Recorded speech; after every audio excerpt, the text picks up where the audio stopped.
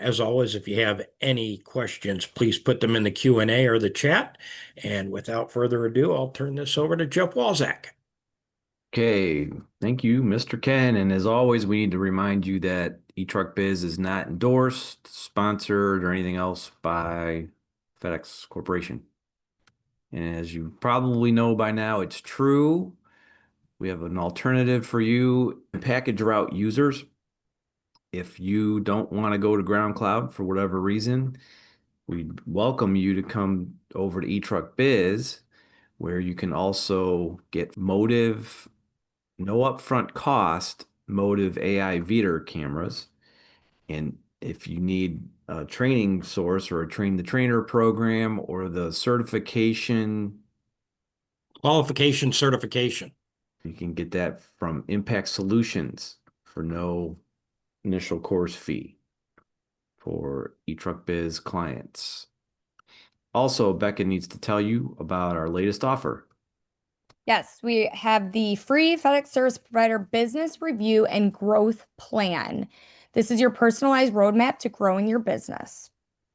Are you leaving money on the table? In today's challenging environment, FedEx service providers face unprecedented challenges that directly impact your bottom line. We are seeing operating cost crisis, driver retention problems, and intensifying compliance and results pressure. We want you to stop guessing and start growing. We will create a custom budget and expense plan for you and a tailored SWOT analysis to identify the strengths, weaknesses, opportunities, and threats to your business. Now, down below, we have the pain points, and I just want you to take a second. Is this what you're dealing with? Financial stress and cash flow issues, escalating operating costs, wages as a percentage of revenue out of control, and then your administration overload. We can help with all of these areas by signing up for the business review and growth plan. Find your profit leaks. Our analysis goes beyond service level metrics to identify specific areas where your operation may be underperforming compared to industry benchmarks. We want to identify your overlooked costs, optimize your fleet maintenance practices, boost driver retention, and uncover new opportunities. With these pain points, it'll quickly identify what area or what program that you may have interest in. So if you are dealing with the financial stress and cash flow issues, Budget IQ program can solve that. Escalating operating costs, Budget IQ. Wages as a percentage of revenue out of control, Performance IQ and Budget IQ come into play for that. And then the admin and compliance overload, that would be Admin IQ. We can definitely help in all of these areas, and it just starts by scheduling that business review and growth plan with us. So if you're ready to take control of your business, this is a limited time offer. I would definitely take advantage of this. You can email me, Becca@etruckbiz.com. There is more information on our website, but any questions, please feel free to reach out and get this scheduled. Okay, thank you, Becca. And as we do every week, we'll take a look at last week's volume. Looks like the pickup stops came back to the trend line. That's cool, but the packages are down. It's kind of strange.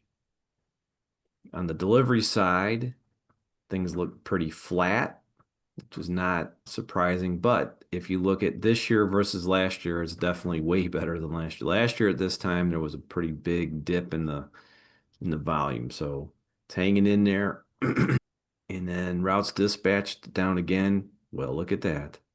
Little productivity increase there, Ken. That's good. Aha, back above the magic line. It's good. And that's if you look at since maybe 1st of July there, it looks like there's a pretty good trend in the right direction. Well, let's hope that that's what that means.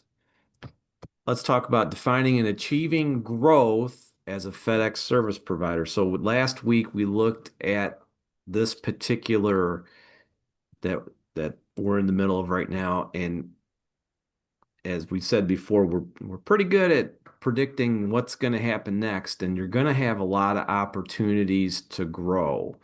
And growth in this space, it really there's several different ways to define it. Growth is not just about adding more trucks. It's about building a sophisticated, scalable operation. Let's define 5 sequential growth steps in detail and show you how you can implement them in your own FedEx-based business. The key to a FedEx-based operation is addressing the fundamentals first. Now, we know we get a lot of new folks on this webinar, or you see it on YouTube, and it's good to be ambitious and want to get lots of these operations, but we need to get one and get good at that one first. One of the most important fundamentals is increasing the number of stops per dispatch. That's a fundamental. Another one is this can be achieved through careful planning and optimization of delivery routes. Another critical fundamental is fully utilizing your existing assets, your vehicles, equipment, and staff, right? Can't have folks going out there, you're paying them for a full day and they're working half a day. The business model doesn't support that. And I don't need to tell that to a lot of you, but you get it. I add something to that, Jeff. Yes. Yeah, I've talked to somebody and they're taking over a new CSA and says it looks like they're utilizing a bulk truck for maybe 2 days a week, or they only need it 2 days a week. Well, then you have to ask yourself, am I better off selling that bulk truck and then trying to put those stops back onto my other drivers? Because bulk trucks are very expensive. First of all, they will never make money. But am I better off just getting rid of that bulk truck and pushing that bulk back onto other drivers? So that's really where you're utilizing existing assets. Sorry for that, but No, that's just fine. came What you're came to mind saying, just because of a conversation I had about an hour ago. yes, sir. So what you're saying, you want to maximize the productivity of what you already have before putting something else out there, right? Before expanding. Optimizing driver performance is also crucial. Investing in training that improves both safety and efficiency on every route. Think about it. I mean, we have some BCs now deployed in something we call the interim BC program. They're out there to help train BCs, help train drivers. And what we're finding is, folks, there's no training of the drivers. Would you agree with that, Ken? And maybe Bob? Absolutely. And yeah, if you've got a driver training your drivers, has that driver demonstrated the proper methods? Have they been certified in the proper methods? That's what you have to ask yourself. I would much rather trust a BC to do the training, because if they work with us, I'm going to make sure that they know the methods and they're a little more committed to the business, where most times the driver's goal is to kill the next stop and then get done with the day. So that, and making sure that we don't turn people loose before it's too soon. They got to scale up. No one's going to be able to do 100 stops their first week on the job. I wish they could, but very few people can. So, Okay, so mastering these fundamentals not only improves your margins now, but also positions your best business for successful expansion in the future. Right? Okay, the second way growth is defined in this space is by increasing revenue. And a lot of people think, well, what do you mean by that? First of all, contract negotiations are also crucial. Approach them with comprehensive data on your performance and costs. Professional help can generate you tens of thousands of dollars you otherwise would not see. So as we always say, never do your negotiation by yourself. Mesos are not equal as much as you want to think they are. They're not. Everyone should take advantage of the surge as FedEx absorbs more express volume and potentially significant Amazon business from UPS. Increasing your volume is always a key. So that's happening. The express volume is coming over. And I don't think we have to tell you anymore. Looks like you're seeing more and more Amazon. Looks like a little bit all the time. Seize on the opportunity that peak presents. Start your peak season planning early. And now, if you haven't already done it. Secure rental vehicles by August, begin seasonal recruiting, hiring, and training in September, and plan temporary routes before the volume increases. You said seasonal recruiting, didn't you, Jeff? I think. Okay, yeah, because that's what you are looking for. You're not necessarily looking to add full-timers unless you need full-timers. So you don't want to commit to hiring these people full-time. You're looking for seasonal help. And also another thing to help revenue is Schedule K is out there now. So Schedule K opportunities will be offered soon if you haven't already gotten yours. Taking advantage of them will be critical for both you and your capacity and profitability. So be ready to act on your Schedule K. Now, have we heard from some folks with some Schedule Ks? Yeah, I saw one yesterday and it was kind of unique because they've accepted a new contract with an expansion, but it has not gone into effect yet. And to me, it looked like the Schedule K was based on their current contract, not the proposed contract that they've accepted. So it's going to be extremely favorable, like to the tune that they're already doing 2,000 more stops a week than the weekly stop threshold.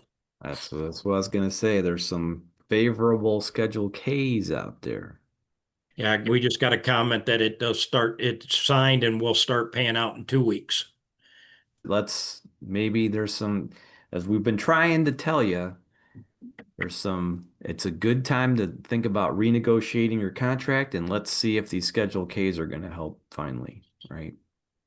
Okay, another way to define growth is to maximize your margins. Of course, expenses are a key driver of profitability. Track them closely across all categories like fuel, maintenance, and payroll. Should you worry about something you're spending $100 on? Well, I'd rather have the $100, but when I'm losing tens of thousands of dollars from wages as a percent of revenue, that's probably where I ought to be looking to save a couple bucks, not saving $50 on a shirt or something. But anyways, use budgeting tools like the Budget IQ program to identify savings opportunities without compromising service quality. Optimize routes using modern routing technology, verify driver compliance, and optimal paths. Okay. Route optimization isn't a one-time task. It requires ongoing discipline and monitoring. So that's what all the routing vendors tout is, oh, if the drivers will just drive this route, it'll save you all this money and time and everything else. How many drivers follow the route that gets optimized in their app? I'd say maybe 30%. Otherwise, especially once they get comfortable, they feel they know the route and they'll look at it every once in a while. But drivers like to do the same thing every day in the same order every day. They're creatures of habit. Unfortunately, with Network 2.0, that makes it next to impossible to do. So another thing about, Another thing, oh, Jeff, yes, I wonder how much turnover there is out there because the driver is taught the wrong way versus just following the plan. You know, you go out there and you're out there with it easy and all is good. Then you get out there by yourself, and then all of a sudden you got all these circles drawn, and you drivers all over the van and frustrated because they can't find the package. Then you're frustrated because they can't get done. Why not have them follow the path, how the van's loaded, and go step by step and follow it versus being all over the van and everything else. You're going to save on driver turnover that way. Once, you know, we forget, you know, a lot of us have already been in vans, but and forget what it's like to be a new hire. Remember, you got to take that into account. You know, once they learn it and there's some variance, you know, not a big deal. But to get them to learn it and figure out how to do it, follow the stop count number 1, 2, 3, 4. Follow the order. It'll save you on turnover and employee frustration. another way to up your margins is to up your communication game to improve retaining your best drivers, right? It's crucial to retain your best drivers because it's very expensive to replace your good drivers, right? So communicating with them, that's what they want. That's what your drivers want. They want you, the AO, they want BCs, they want communication. How am I doing? Is everything okay? They sure do. So now, those are kind of three fundamental things, but then to grow in this space where you can really grow your overall business and its value is acquiring new service areas strategically. So expanding your physical footprint by acquiring additional CSAs is a major growth milestone, but it requires careful planning and evaluation. When identifying the right opportunity, analyze your growth potential, proximity to your current operation, which we're finding is a bigger deal than you would think, and the revenue structure. Just don't accept a free assignment. They're out there, but watch what you're doing, right? Building a multi-facility operation can create generational wealth, but requires strong management layers and standardized processes to scale effectively. Many contractors aspire to operate at this larger scale where significant wealth can be generated. It is possible and has happened before. So we were talking about that this morning. I know everybody gets bogged down in the day-to-day and all the problems, and that's what you do.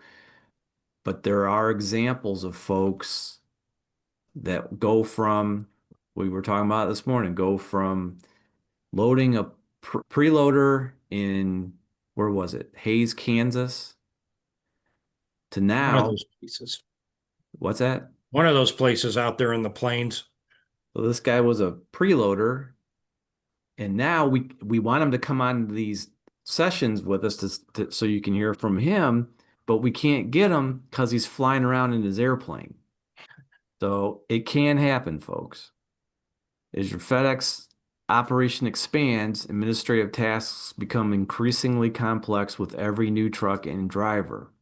Proper back office support is critical to sustain your growth potential and avoid paperwork issues that bog you down. Key back office functions include human resources, payroll processing, compliance, financial management, performance tracking. We can go on and on.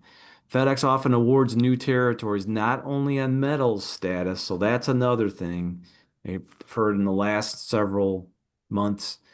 Well, they only give things to people that are gold. Well, if you're gold, it helps, but that's not the only thing that they award areas on. There's other factors, but it's also if you demonstrate to FedEx that you have the infrastructure, that differentiates you from somebody else. That's what they're looking for. Do you have what somebody else doesn't have to handle multiple facility operations? Do you have systems and processes in place that are the same that you can translate to other operations, right? So our business growth system can provide the infrastructure and the roadmap you need to help implement these strategies for your specific operation. I think that's all we have for content today. Ken, you got any? Yeah, got a couple questions. First one was SBA loan payments. I'm assuming they do not play part in the negotiation when trying to get a better per stop rate. Carrie, check me if I'm wrong, that FedEx really doesn't care about your debt service, correct? That is correct. Okay, so yeah, it doesn't mean that you don't have to keep it in mind as we do the evaluation with Becca. As you do that, we do take those into consideration, and they do help us come up with the easy number, so you know how many stops per dispatch you need to put on that truck still to make that business financially viable. Then moving into straight trucks, what's the right number of stops when you have customers receiving 150 to 200 pieces, so you only get 2 stops on a straight truck? It kind of depends on the size of the truck. I mean, is it a 24-foot straight truck? If it's a 16-foot box truck, it is not a straight truck. That is just a box truck. I've seen drivers in the past do 100 stops out of a bulk truck. I was actually with them on one day. I thought I walked fast, but this guy was 6'4" and I could barely keep up with him. It depends on the work area and what you want to put on there. Some bulk trucks, if they're doing the anchor stores in the mall, can they do the whole mall? Does it make sense to have them do the mall? But if you're in a 24-foot straight truck, you really need 400 to 600 pieces of deliveries on that truck, and then it needs to be handle some pickups as well. So these could be late pickups. So maybe I have that bulk truck start a little bit later if it's not, doesn't have any early time commits. So there's not quite a magic number, but what that goal of that bulk truck is to have your other trucks add capacity to them to do more stops. But as I said, and I think with this example, 2 times a week, you can't afford to keep a bulk truck 2 times a week. Doesn't mean if it's paid off and it's a 20-foot truck that, and as you're saying here, that I have my manager do it. Okay, that's out there when you get that 150 to 200 piece stop. So I hope that answers the question there. Also, what's better, revolving door drivers or paying more? I'm at time over 40% of revenue with payroll. As long as you're not over 45, you're living large. And I pay more. I know I pay more than average, but I feel it's better than trying to learn to have new people every day. Yeah, there comes, it's a trade-off. If you have your labor rate under 45% and you are paying more, you're doing it right. Would you agree, Jeff? Oh yeah, you don't want to turn people over if you don't have to. That costs. That's what we had a webinar a couple 2, 3 weeks ago. The invisible cost of turnover. Turnover cost a fortune, right? But it doesn't mean what. So think about this. What does UPS do? They pay those guys 30, 35 bucks an hour, whatever, but they're getting the productivity out of them that they need to get there. So if you've got a driver you got to pay more to keep around, that's fine. Just they're going to have to keep up with the productivity, right? Yeah, I mean, you can be transparent. You can say, hey, we've got to keep our labor at a certain percentage, or this business is not financially viable. It's never should be embarrassing for a business to want a 12% return. It's not. That's a healthy business. Now, if you're got a 30% return and you're squeezing people, then you got to ask yourself, why am I turning people over? Well, I might be squeezing some people. If you're going to pay more, you have to get more. If your labor rate is in the 40% range, you're doing it right. And here we get told that we tell people they're doing it wrong all the time, Jeff. How about that? So I've never said that before. So you say Schedule K is good. I see that the threshold jumped over 1,000 stops per week compared to the previous year, but no increase in the Schedule K service change. My advice to you, I would take that to the station and say, why are you now expecting me to jump 1,000 stops with no increase? They can be negotiated if you involve the station management and SPS, because that does not make sense that they want you to increase. And did you track it last year? If so, were you blowing that number out of the water? And that's why they made the adjustment. Take a look at this year's, take a look at last year's, be able to present that to the station management. Okay. I've got another chat comment here. Does workers' comp, tax, etc. include in the 45%? Carrie, is it that you want to answer that one? Yeah, and yes, the taxes are included. Okay, so excellent. Thank you. That looks like the last question. This is a holiday week with Labor Day coming Monday. Hopefully, I remind people every time this comes up, expect absenteeism on Friday, Saturday, and Sunday, as well as Tuesday. Remind your employees, if you do pay holiday pay, that they need to be present on those days if they are scheduled, if they're going to receive the holiday pay. But plan for absenteeism. Always encourage you to load the trucks to the highest max on their stops on those days, especially Saturday and Sunday, because they don't have to cover pickups. So Saturday and Sunday should be the most productive days out there. But once again, anticipate absenteeism. I have some people scheduled on call. If you don't need them, fantastic. So that would be my suggestion for the holiday week. Take a look at last week's volume levels for Friday, Saturday, Sunday, and Tuesday after the holiday. If you're an eTruck Biz user, that would be in the WSW activity worksheet. If you're not, I hope you have some source where you can go pull those numbers by day, because it will definitely help with your planning. Jeff, Bob, anything? Carrie, anything else to add? Okay, as Jeff laid out here, some great paths to growth here. When you have the infrastructure, it gets easier, and we can help you with that. So if we don't talk to you before next Tuesday, please have a safe, profitable week, and please have a safe holiday on Labor Day. Thank you very much.